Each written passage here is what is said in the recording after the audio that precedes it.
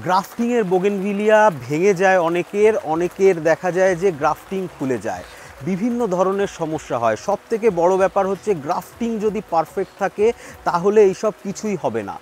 একটা জিনিস হতে পারে, গ্রাফটিংয়ের গাছ ওভার গ্রোথের জন্য গ্রাফটিং পজিশন থেকে ভেঙে যেতে পারে।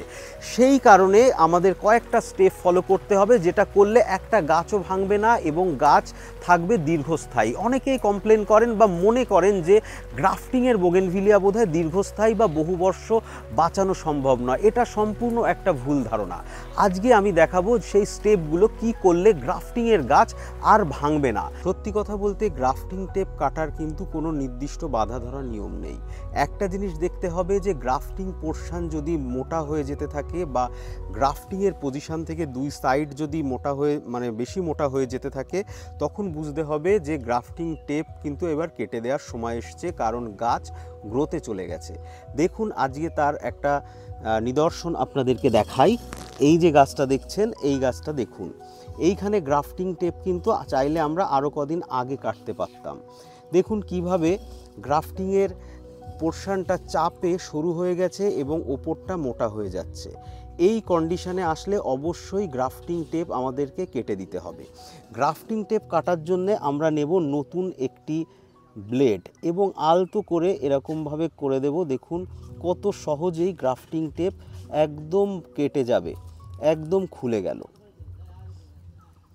এবার অনেকের প্রশ্ন থাকে যে এবার কি গাছটা সেফ, গাছটা কি ভেঙে যাবে না? আমার বক্তব্য হচ্ছে গাছটা ভাঙবে না। আমাদেরকে যেটা করতে হবে, এরপর গাছকে একটা ভালো সাপোর্ট দিতে হবে। এটা আমরা চাইলে আরও আগে দিতে পারতাম, কিন্তু আমি এই কারণে আগে দিইনি, কারণ আগে থেকে একটা ছোট সাপোর্ট এতে অলরেডি ছিল। এই দেখুন আর একটা বড় সাপোর্ট দিয়ে দিলাম এই গাছে।